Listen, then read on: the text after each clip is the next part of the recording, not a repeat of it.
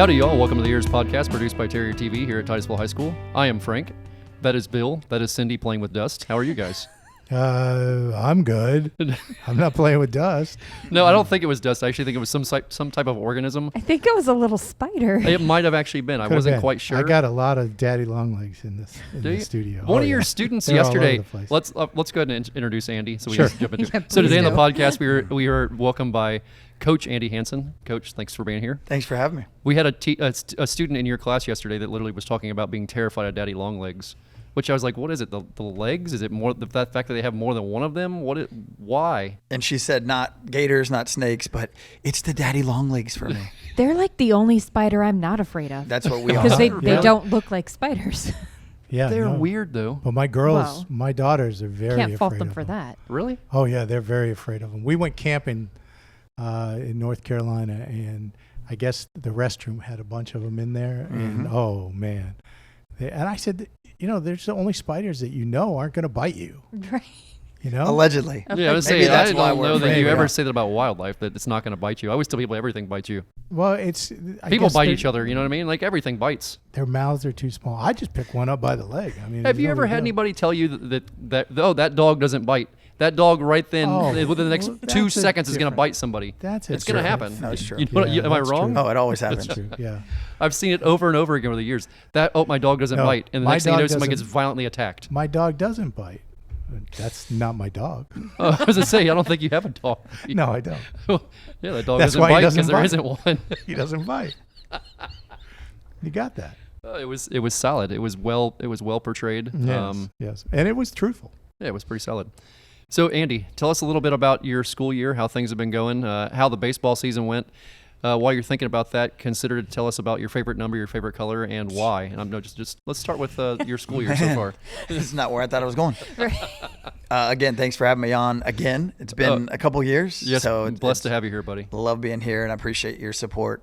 This year has been fantastic. I'm teaching law studies and court procedures for one class, and then I have the pleasure of doing ACE psychology now, second semester, and I absolutely love it. My degree from UNF is in psychology, and when I was hired, Ms. Gonzalez asked me what would be like my dream classes to teach, and I told her anything in psychology would be right at my wheelhouse. So this opportunity basically fell in my lap in January. I went to a training in Fort Myers to learn more about it. Came back energized, and I told the kids, I was like, hey, buckle up. Now I know how to prepare you, in my opinion, for this test that's coming up for Cambridge. And so the last 5 months, I try to teach in my classroom the way that I coach baseball as well. So I take pride in having a lot of energy and passion, and I invest a lot of time in the students. And I think that it worked. We'll find out. They took their test. It was a 2-part test, and then they get the results. But we have to wait till August 12th. And when I tell you it's going to be the longest summer ever waiting, so I won't truly know how well they did till August. I think it's the 12th, but anyhow, it's too long for me to wait. But I'm excited. I know they did well. I had some amazing students, Frank. These kids you got to see a little bit of it. They were awesome yesterday. kids. Yeah, they were awesome kids. As far as baseball, the season is officially over. We had our banquet on Saturday at Fox Lake. What a great group of young men. It's my 4th year doing it, and I will say that we had the most fun. It's just a tight-knit, you talk about family with sports and all that. Absolutely was a family. Just tons of support from my staff, from our parents, and then we had kids that just bought in. And we did beat Astronaut at their place, which is fun. It was on Valentine's Day.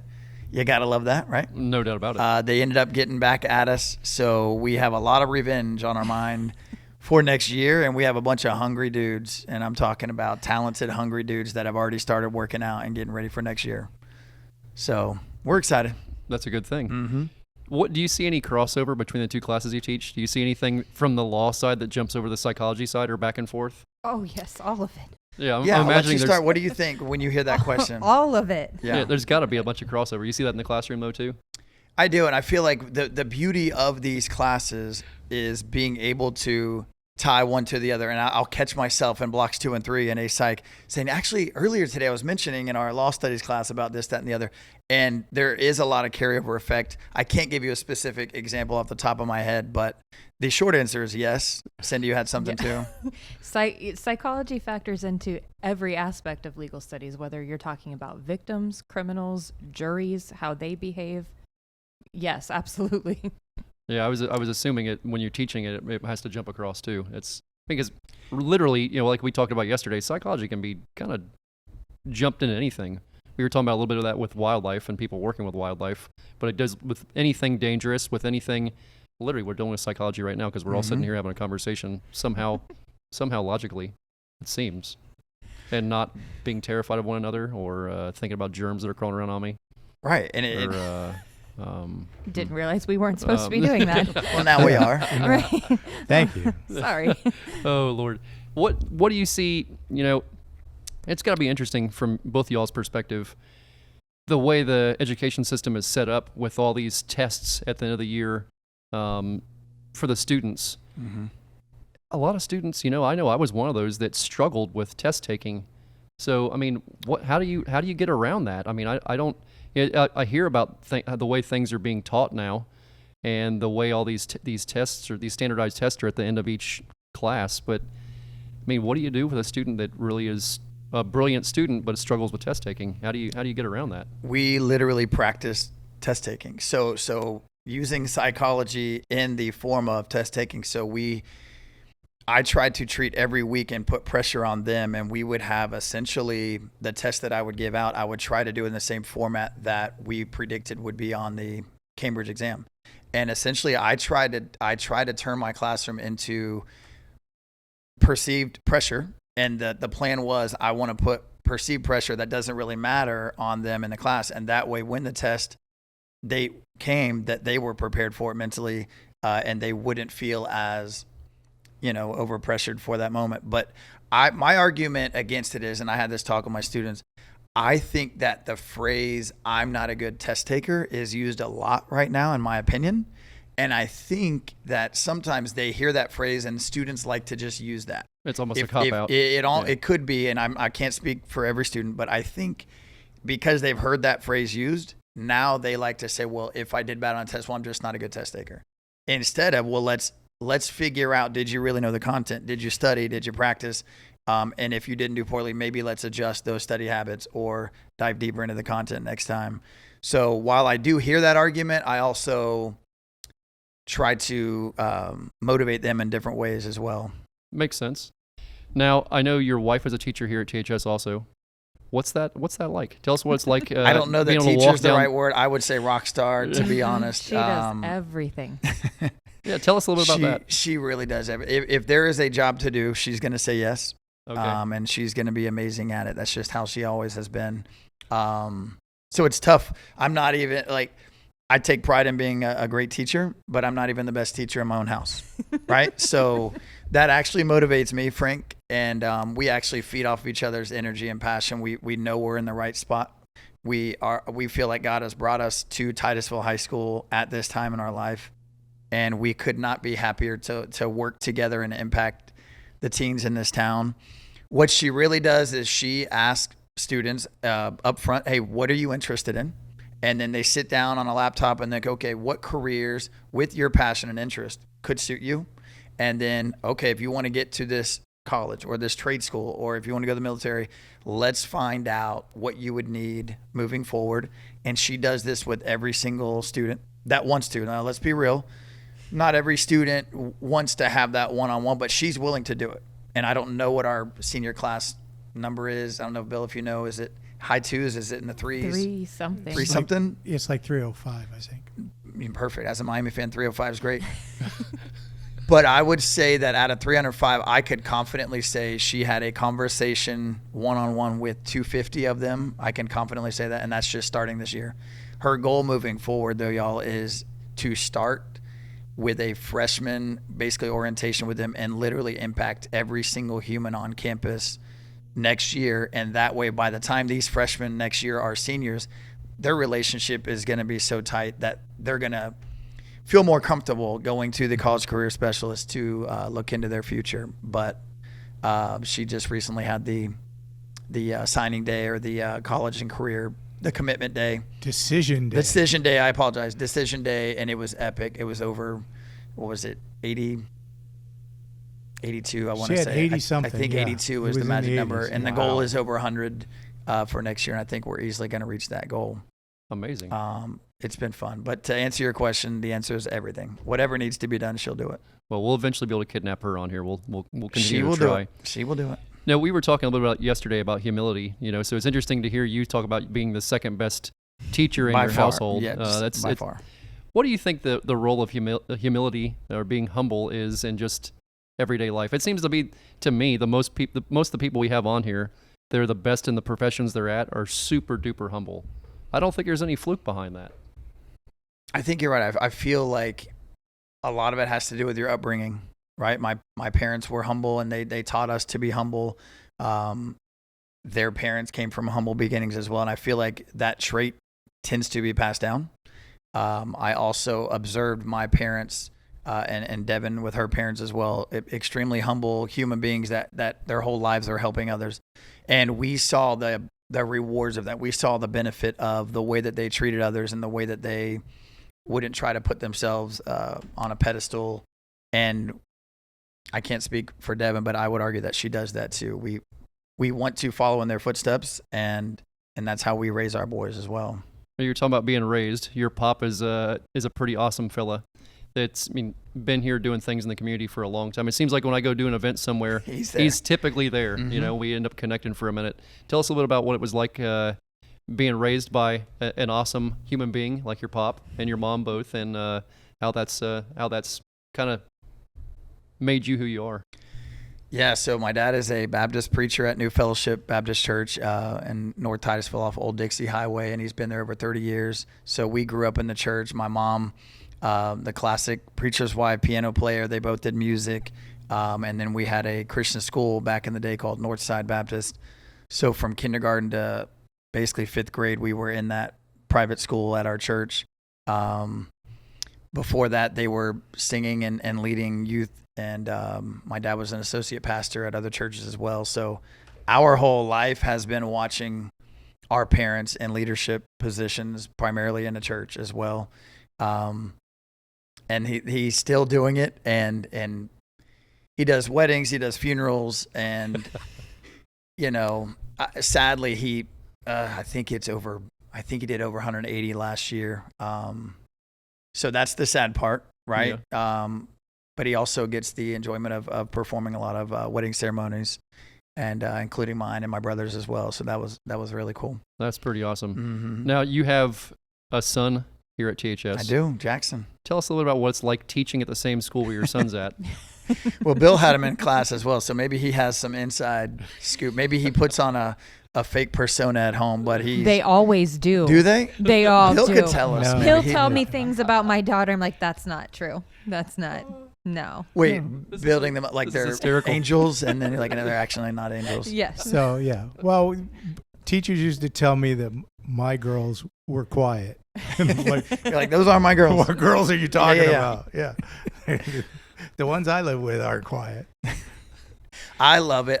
He doesn't know any different, Frank. So Jackson, he was, when I was teaching at Atlantis Elementary, he was there from kindergarten to half of 6th grade. And then I went to Imperial, and I asked him, I said, Jack, do you want to stay at Atlantis, or do you want to go with me to Imperial? He's like, Dad, I want to go where you go, which is cool. And I said, Dad, I'm proud that he isn't too cool to like hang out with the old man. So he was at Imperial for half a year. Then he went to Space Coast for middle school, and Miss Hanson was there. So Devyn was there. So he had a dad for K through 6. Then he had his mom for 7th and 8th grade at Space Coast. Then he wanted to come to Titusville. So then he comes here, and I'm teaching here as well. And now he has his mom here as well. So, he plays it cool, and he's the easiest kid ever. Other than breaking his leg and his ankle last year in football, he's been the easiest kid ever to take care of. He is a wonderful young man. I appreciate that. He is a fine. He's a great kid. In fact, Yeah. and I hope he comes to TV too.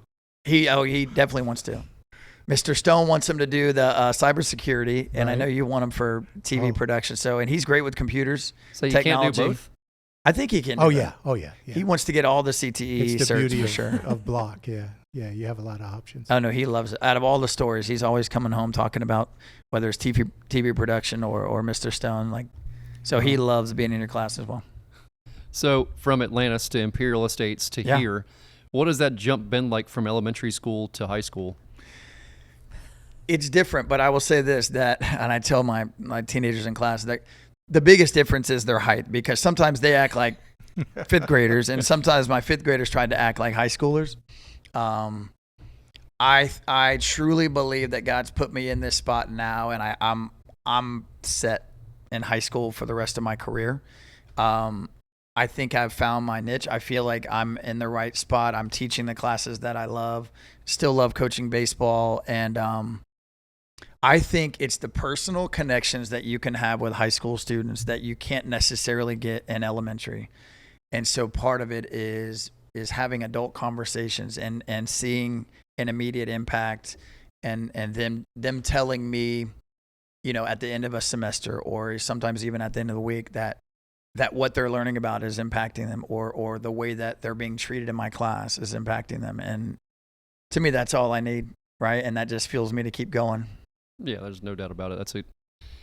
That is a big difference. They're kind of developing that personality and kind of really digging into it in the high school level. Well, you saw their personality yesterday. You got to visit, and I appreciate you that was a visiting riot yesterday. But you got to see a little bit of the personalities and the intelligence of my students. So big shout out to all of my students out there if you get to watch this. I had to mess with them a little bit a couple of times. I pulled I forget what the one student was even talking about. Something about what was the topic? I forget what the topic was. Something about roaches or palmetto bugs. It was palmetto bugs. And he said, nobody says palmetto bugs. Yeah, I was like, palmetto bugs. And then it was palmettos. These palmettos are attacking me. And I was like, palmettos? That's like, it's a tree. What are you talking about? And she said, well, I said, you know what? Actually, it's funny. Yesterday, I was out somewhere and I made up this weird story. Just kind of started rolling into it to see how far I could dig them into it. And everybody's, and like one of them bit my finger off. And they all like, no flipping way. Like, his finger's actually missing. And I'm like, good grief, guys. Like, that was way too easy. You did that when we finger went trick. out with you to do research. You did that to a poor woman walking by. I know. It was great, too. It was great. You get sarcasm is what kind of keeps my day going. You know what I mean? I know you're the same my way. whole day. You gotta roll with it a little bit. Well, and they fed into that one way too you quick. have a little bit of credibility, you know, when you look like Rasputin. So listen, they said, Lord. Coach, they said, Frank looks like the dude from Polar Express. And I was like, wait, what? And they said, he looks like the guy from Polar Express. So I had to pull it up, and we never did watch it because this- I have no idea. Frank truly didn't know about Polar Express, and the kids were blown away at all this going on. They're like, yes, he does look like that guy. And holy moly, you've never seen a Polar Express. What have you been doing? Well, I read the book. You know, there was something about some guy coming off a train, like pulling sheep out of the way or something. Or It was. There's a book? no, there's a book. I didn't know there was You a didn't know book. there's a Never book? heard that one before. Is it true? Sandy's losing it over here. So in the edit, if we could pull it up, I don't know if this is possible, but it's kind of a redheaded dude with a long beard. If you've seen Polar Express, and we pulled up a little clip. Cindy, you The know what kids you know were what he's talking dying. about? Huh. Anyhow, yeah, it was. We'll pop the picture. Yeah, in it's We'll pop the picture in there. It was a lot of fun. It was, we went into it. I had this presentation lined out, and the computer world at Titusville High School is interesting, so it didn't It's quite come together. interesting. Oh, what is this here? Is that him? Oh, my garage, man. That dude's got like 3 hairs on the top of his head that makes some giant wave or something. So Well, other than I'm not that, sure what to do I with think- that. It's what you got to look forward to. Oh, my garage, man. That dude is a little wee bit sketchy looking. I hope I ain't looking that sketchy. Good Lord. That's even funnier yet now. Did you pull up the right dude? Is it the redheaded guy? Yeah. Okay. That has like 3 hairs coming on the top of his head that are in like weird curls. I think it was more of the beard. He's got more than 3 hairs. He's got the Mennonite cut going on the beard. It's got kind of a mind of its own up there, but it's even curly in some of the same wavy ways that yours is. Well, so it's the most important part of the beard is the mustache. It is the backbone to the entire facial hair. If you don't have a strong mustache, you really don't have a beard. That's a wannabe beard that wants to one day grow up to be a beard, but it's still, I call that a baby beard because one day he ain't got there yet. You got to have a solid mustache to actually have a beard. You guys both have solid mustaches. You have beards. What do they call a beard without a mustache? I don't know. I don't think I've ever seen it. I would say a week. Yeah, probably a week. Isn't it a Quaker beard? A goatee. No, goatee is... No, yeah, goatee's a little bit of thin everything. and just around the mouth. Yeah, just around the mouth. Yeah. Mm-hmm. I don't think I can picture anyone that has a beard and no mustache. Well, I do it occasionally just to weird people out. That's true. You do did a lot earlier. of things to weird people out. Well, this is Did true. Abraham Lincoln have that? I would say Lincoln. For a time, Yeah, he did have a beard. Maybe with the no Amish mustache. community. Yeah, Maybe. Mennonites Yeah. or Amish Mennonites, community. I'd say it's a common thing. Mm-hmm. My brother likes to joke that I make furniture when I shave mine off. Oh, there you go. Okay. But I mean, I would like to make furniture anytime personally. But Yep.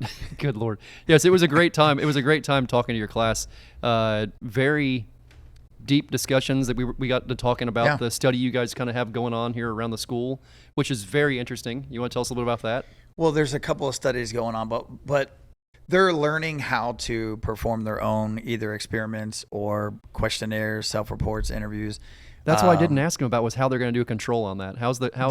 There won't be a control, so that's what they're learning too. There's not always a control. Sometimes, essentially, we're trying to find data, and it's a matter of how we're going to gather the data. Can you just ask someone in a basic interview?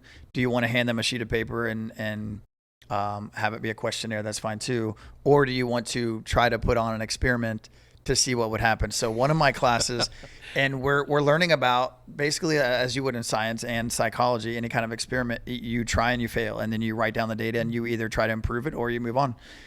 One of my classes chose to, and it was funny because it was the day it was pouring rain Monday. They wanted to see if we took a group of students in the cafe, and every time they heard a whistle and they just stood up randomly for 5 seconds and sat down, would the regular cafeteria, the real students, would they join in? And we were testing conformity because we watched the video and lesson about conformity. So the idea was if we get 15 to 20 students to stand up whenever they heard a whistle in a random cafeteria setting, would other students stand up? And it was their idea to, we kind of bounced some ideas around, and that's the one that we settled on. We were already hesitant, like, is this going to work? And then, of course, the day we go to perform it, it's pouring rain, which then brings a different element. The kids who normally we'd eat outside were all in the cafe. It's packed. So we walk in, and we're trying to be incognito. Like, they brought their backpacks and phones to fit in. So they weren't, like, screaming, oh, these are psychology kids, right? So we walk in, and we sit down, and I told Officer Joyce and Mr. Sanders, hey, look, we're about to do an experiment. I know it's going to look weird. Don't give these kids referrals. Like, they're not in trouble. Like, just bear with me. And they played along. So basically every 30 seconds, I would whistle really loud, and my coach whistle. And the first time we did it, people were looking, and my students would stand for 5 seconds and sit down. And some of our students were recorders. So they were ready to write down tally marks of how many students stood and all that. It was great. And then after the fourth trial, they started realizing, all right, they're all looking. They all think we're weird. And in their words, they said, Coach, we're losing so much aura right now. We don't have. I'm like, first of all, you didn't have any to begin with. But oh, Lord. So that's what they're worried about. Yeah.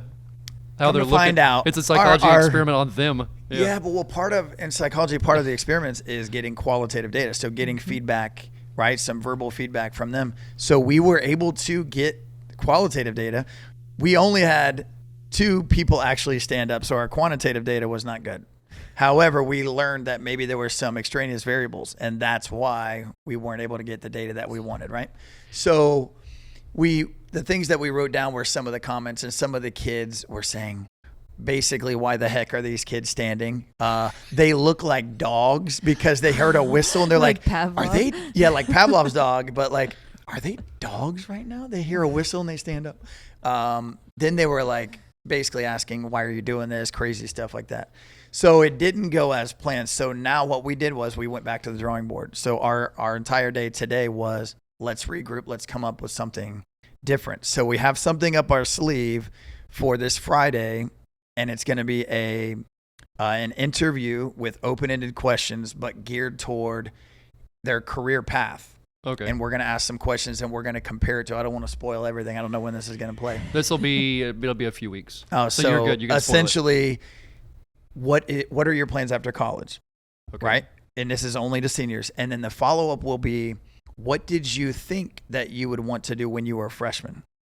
Oh, I love that. And then if their answer is different, then we're going to follow up with the why. So what changed? So if they wanted to go in the military now, but when they were ninth grade, they wanted to work at a restaurant, then what changed between ninth grade and 12th grade to encourage you to change your career path? And what we're going to do is we're going to take this data and we're going to record it and we're going to give it to Ms. Hanson. And that way it's going to help guide her in her interviews with students in the future.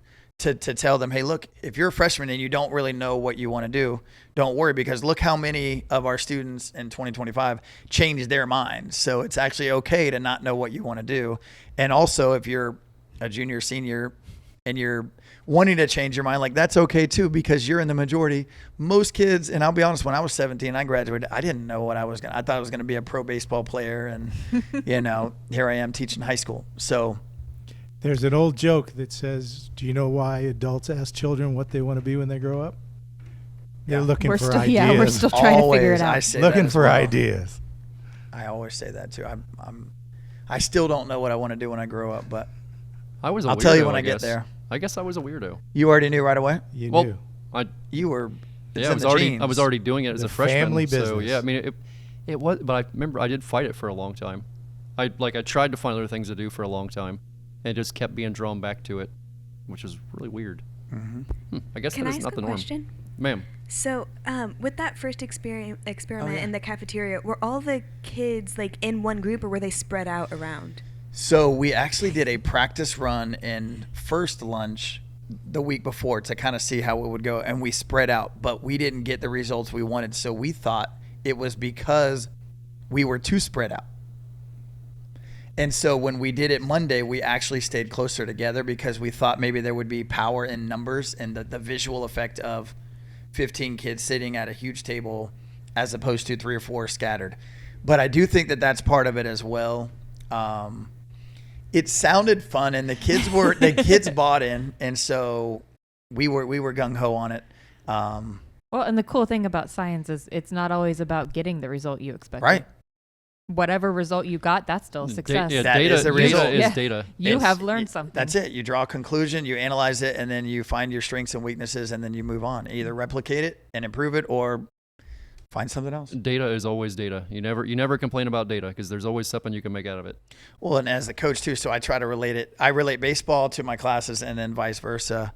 Same thing with data. Right now that our season's over, I can go back and look at the stats, right, and I can analyze it and realize, hey, you know what, this player is trending this way. You know what, let's maybe keep this player in this part of the lineup, right? Or maybe, you know what, maybe this one needs to switch here and go there. Maybe switching a position for this guy might improve, looking at their fielding percentage, or maybe a starting pitcher would be a better reliever or whatever. So I love numbers. I'm a numbers guy.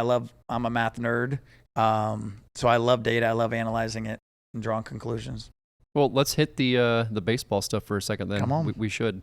Tell us about your season, some of your highlights. We talked about a little bit Yeah. about the astronaut stuff, maybe some of your highlight players that are leaving, and some guys you have coming up.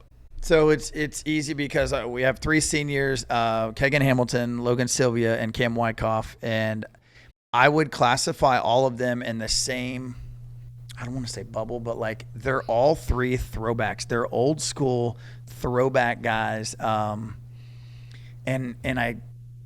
There's just something different about these guys. The way that they led was unlike anything I've seen. They would lead vocally if they needed to. They would lead by example if they needed to. But they all had a way of communicating with our players that worked. And the players weren't insulted. The players took to them, and they took all the younger guys under their wing. And I told them at the banquet, they basically set the new tone of this is how senior ball players at Titusville High School should and will behave and lead moving forward. And I challenged my juniors. I was like, hey, look, try to emulate these guys right here. So I'm super proud of my seniors. A couple of highlights. We had a few home runs. Jake Roberts hit a home run. You guys know Mary Kate Roberts. Big older brother Dean, the superstar kicker. Jake's a stud. He hit a home run at Palm Bay. Jesse Dector won the district player of the year, right? So out of us, Astronaut, Space Coast, Coco, the coaches of the entire conference voted Jesse as the best player in our district. He's only a sophomore. That's a big deal. Wow. He also got first team all conference. So in the entire 14 teams that are in our conference, you figure they all got 20 players. He was voted as being one of the top 19 overall players in the entire county. And what's he play? He is a pitcher that Everything. he can do everything. We try to protect him because we don't want him making a silly play at first and getting his arm ripped off. Not that other guys couldn't as well, but he's got the it factor, Frank, to be real honest. And we knew it from day one when he came in as a freshman. And I was saying to them at the banquet, he's always been talented. The kid's work ethic is now matching his talent, and now we're seeing the result. It's exploding. He hit basically almost 400. He hit 2 home runs. He hit a grand slam versus Coco. And frankly, we were taking him out of games that were blowouts, that we were winning. Just to give him a break. Just to like, hey, look, you've done enough. The kid hit a grand slam in the first inning or second inning at Coco, and we took him out. So he could have had a few more at-bats throughout the season to hit even more, but total team player. So you think he'll make a next level? You think he's got that opportunity one day? I will say this about any player. I think that he definitely has the chance to go to the next level. Cool. If he wants to or not, that's on him and his work ethic, but it also is a great thing as well. And these guys are seeing, as good as you are, if you don't have stellar grades and you don't have a stellar fastball, and then you could go a tougher route, maybe go JUCO or D2 and work your way up, and that's fine. And I encourage that as well. But they're realizing that as good as they are, there's always better players out there. No doubt. Some are in our own district and county as well. So it's definitely a humbling game. It's a game of failure. But I do want to say Nolan Edwards, watch out for him next year. He'll be a senior. He literally lives and dies blue and gold. His dad played ball here. His dad went to the Final Four when he was here, Chris Edwards. His younger brother, Easton, might be better than Nolan, and just ask him, and he'll tell you. His nickname is Hot Sauce, if that makes sense. But okay. Nolan hit a home run at Merritt Island, and nobody hits home runs at Merritt Island, right? That's a great team. But Nolan's another one that can play all 9 positions. And that's what I love the most about our team, Frank. Wow. Basically, everybody on our team plays multiple positions. Some of them could literally play all 9. And it's rare to have that. And what I love is they're hungry, man. They're hungry. It's May. Everybody's thinking about leaving school. These guys, during 4th block, we have varsity sports. They're working out. They're battling each other, playing basketball. Like, everything they do is competing, getting stronger. And I love it. Yeah. I love it. It's how you build a good atmosphere in the team, without a doubt. I would say, though, if you're going to ask about a highlight, we beat Coco. Coco's team, to be honest, is not a great program right now. They're rebuilding right now, but to throw a perfect game, and we used 4 pitchers and they threw a perfect game, is pretty special, no matter who the opponent is. So we had like a combined, basically, perfect game with Jesse and Kyle and Mikey and Dirty. We call him Dirty, Ethan Linsky. So that was fun. That was a fun moment. But we had some tough losses, Frank, and we went 9-14. 5 of our losses were literally in the last moment of the game. So whether they're a 1-run loss or a last moment of the game. So in my mind, we're a 14-win team that happened to win 9. And it looks a lot different on your Max Preps ranking and your – do you know what I'm saying? So I truly feel like we were a 14-win team last year. Full disclosure, the team that's coming back, and then the guys that we have molded on JV that are going to be substantial players next year, we feel like we will be even better next year. So we are. If you want to be a gambler, like, we're going all in.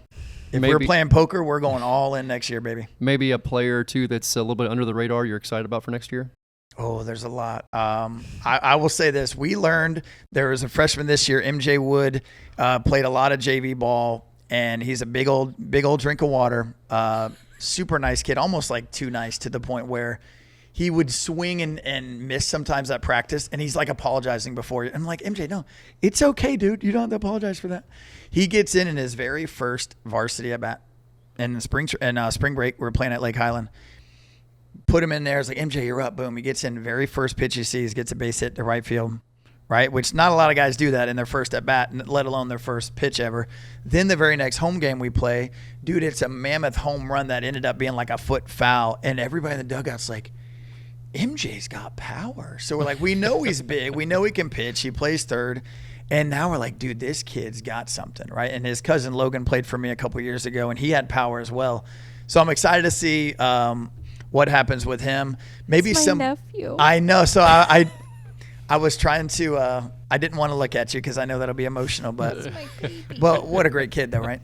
Just an amazing kid. The apologizing that. Does it sound like him? I didn't know he inherited that trait from me and his mom, but apparently he did. You said I went, oh, okay, yep, that checks genetically. Yeah. There's a lot. I will say this. If I'm going to say MJ, I'm going to say that we have a kid, Chase Hill. This kid started in the summer, and I didn't know if he was going to be a JV player, a varsity player. And then as the summer progressed, he got stronger. Then we played fall ball.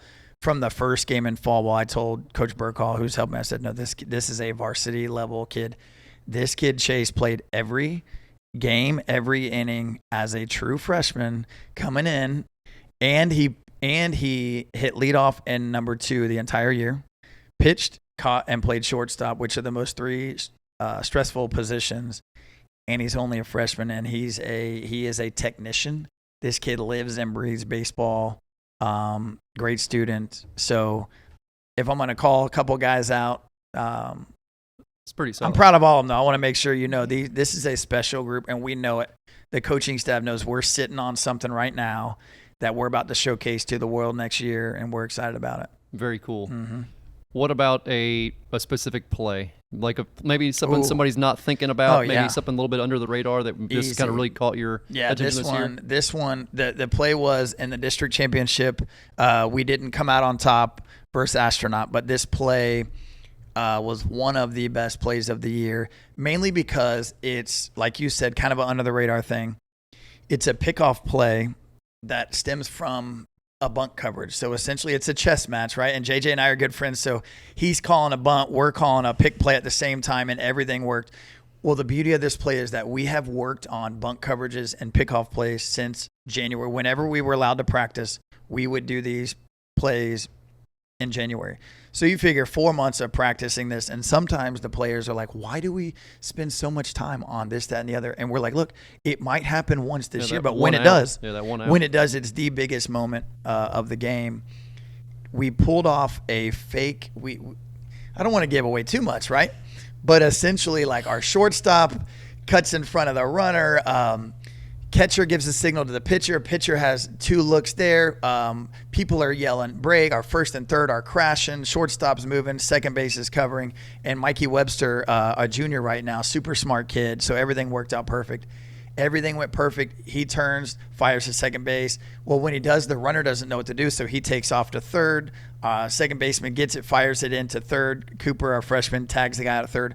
We lose our mind. And anybody that was at this game, if you're at the Cindy was at the game, we literally lost our minds. It was the biggest crowd that we've had since I've been coaching, and they all lost it. And Coach Burkhall, who doesn't say a lot, it takes a lot to get him to say get fired up or whatever. He jumps. Normally I'm that guy jumping out of the dugout. He beat me to it, and he's jumping out of the dugout like pounding his fist like, yes, because all the hard work, Frank, all the reps, the blood, sweat, and tears of practicing this play and failing at it and perfecting it worked in the biggest game of these boys' lives. And now we can go this year and say, look, this play works.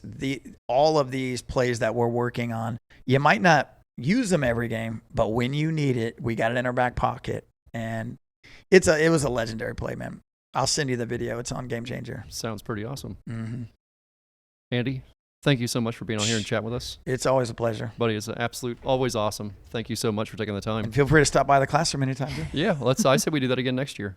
Let's do it. Yeah, I'll bring it on a flash drive this time, and we'll get after it. Bill, Cindy? Yes, sir. Hope you guys have an awesome afternoon. You too. It's awful nice to see you guys. Yeah. This is always a highlight of my Wednesday, if not a highlight of my entire week. So I always look forward to these. Thank you guys for putting up with me. And you guys make it look so easy. I love it. We have a blast. I love it. We talk about this a lot off the air. This is such a different thing than what we do all week. This is really a tremendous blessing, I think, to all three of us, just to sit back and relax and have a little bit of fun for a change. Not that we're not having fun during our normal day, everyday Yeah. stuff, but have a little bit of fun and focus on something else and focus on whoever our guest is and let them chat. And it's just a blast. Yep. So Absolutely. I'm glad we're all along this journey. Anyhow, all right, camera. All right, y'all. Thank you for tuning into the EEARSS Podcast, produced by Terrier TV here at Titusville High School.